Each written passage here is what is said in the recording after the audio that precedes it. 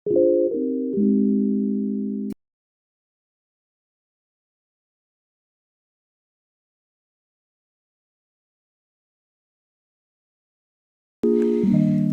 Friends, welcome to Shali's kitchen. ഇന്ന് ഞാൻ നിങ്ങളുടെ മുന്നിലെത്തിയിരിക്കുന്നത് ഒരു നല്ലൊരു ഡിഷായിട്ടാണ്. മുട്ടപ്പത്തിരി.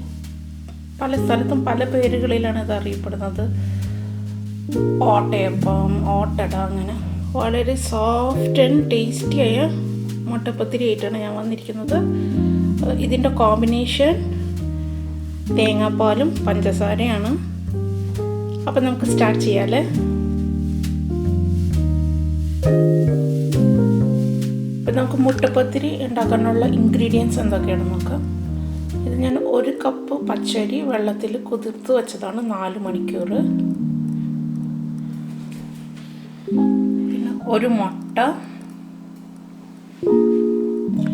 പിന്നെ അരമുറി തേങ്ങ ചിരകിയത്, ആവശ്യത്തിന് ഉപ്പ്, 2 ടേബിൾ സ്പൂൺ മൈദ, പിന്നെ ഞാനൊരു ഇൻസ്റ്റൻറ്റ് ഈസ്റ്റ് എടുത്തിട്ടുണ്ട്. ഇൻസ്റ്റൻറ്റ് ഈസ്റ്റ് ആവശ്യമുണ്ടെങ്കിൽ ചേർത്താൽ മതി.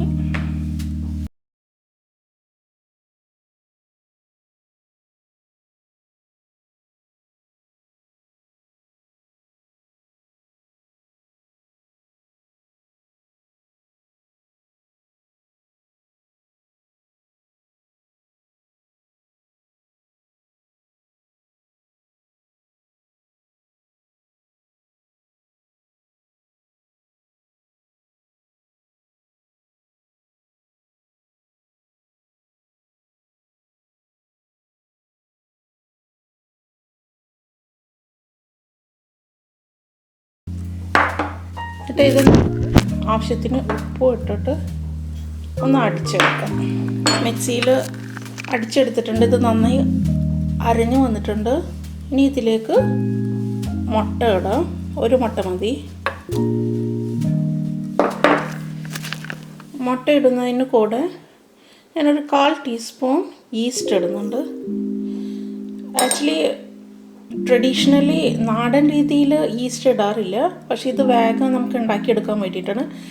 ഇനിയിപ്പോൾ നിങ്ങൾക്ക് ഈസ്റ്റ് ഇടണ്ടെന്നുണ്ടെങ്കിൽ ഈസ്റ്റ് ഇടാതെ ഉണ്ടാക്കി വെച്ചിട്ട് 4 മണിക്കൂർ കഴിഞ്ഞിട്ട് ഇത് ചുട്ടെടുക്കാം. ഇതിപ്പോൾ ഈസ്റ്റ് ഇട്ടതുകൊണ്ട് ഒരു 1/2 മണിക്കൂർ 1 മണിക്കൂർ കഴിഞ്ഞാൽ നമുക്കിത് ചുട്ടെടുക്കാം. അതിന് വേണ്ടിയിട്ടാണ് ഞാൻ ഈസ്റ്റ് ഇട്ടിരിക്കുന്നത്. ഇത് ഒന്നുകൂടി മിക്സിയിലിട്ട് ഒന്നുകൂടി നന്നായി ബ്ലെൻഡ് ചെയ്ത്. ഇതിപ്പോൾ നന്നായി അരിഞ്ഞു വന്നിട്ടുണ്ട്. നമുക്കിത് ഒരു പാത്രത്തിലേക്ക് മാറ്റാം.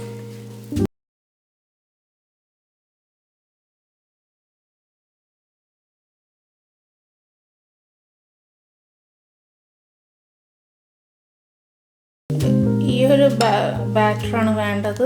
ഒരുപാട് ലൂസ് ആവണ്ട, ഒരുപാട് തിക്കും ആവണ്ട. ഇനി നിങ്ങളുടെ മാവ് ലൂസാണെന്ന് തോന്നുകയാണെങ്കിൽ നിങ്ങൾക്ക് 1 ടേബിൾ സ്പൂൺ മൈദ കൂടിയിട്ടിട്ട് തിക്കാക്കി എടുക്കുക. ഇതിനി അടച്ച് വെച്ചിട്ട് ഒരു 1/2 മണിക്കൂർ തൊട്ട് 1 മണിക്കൂർ വരെ നമുക്ക് അടച്ച് വെക്കാം. ഇതിനെ അടച്ച് വെച്ചിട്ടുണ്ട്. ഇനി നമുക്ക് 1 മണിക്കൂർ കഴിഞ്ഞിട്ട് കാണാം. ഓക്കെ, 1 മണിക്കൂർ കഴിഞ്ഞു. നമുക്കിത് തുറന്ന് നോക്കാം. നന്നായി ഇളക്കി കൊടുക്കുക.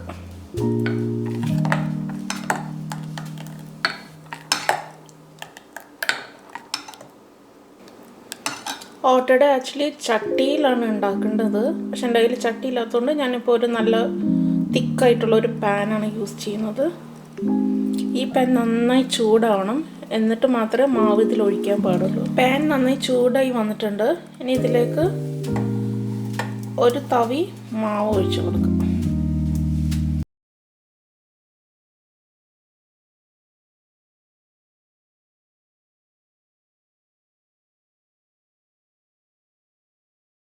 അതുപോലെ കുമിളകൾ വരണം, ബബിൾസ് വരണം, എന്നാലേ ഓട്ടട കറക്റ്റായിട്ട് ആവുള്ളൂ.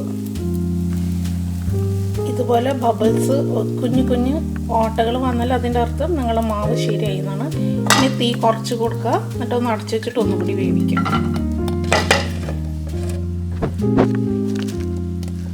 കുറച്ച് സമയം അടച്ചു വെച്ചാൽ മതി. പെട്ടെന്ന് വേവുന്ന ഒരു പത്തിരിയാണിത്. ഇപ്പോൾ വെന്തിട്ടുണ്ടാവും. ഞാനത് തുറന്ന് നോക്കാം.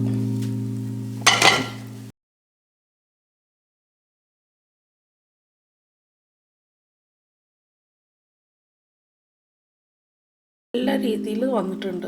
ഇതൊരു പാത്രത്തിലേക്ക് മാറ്റാം. വീണ്ടും പാൻ ഒന്നും കൂടി ഹൈ ഫ്ലെയിമിലാക്കുക.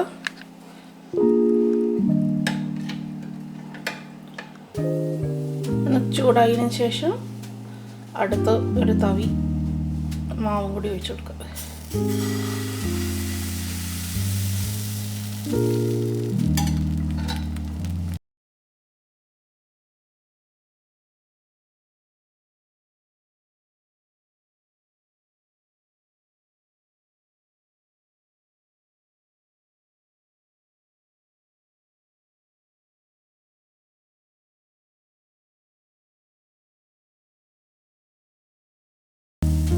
ജസ്റ്റ് വെന്ത് വരുമ്പോൾ കുറച്ചും കൂടി തീ ഒന്ന് കുറച്ചിട്ട് നമുക്ക് അടച്ചു വെച്ച് ഒന്നും കൂടി വേവിക്കാം.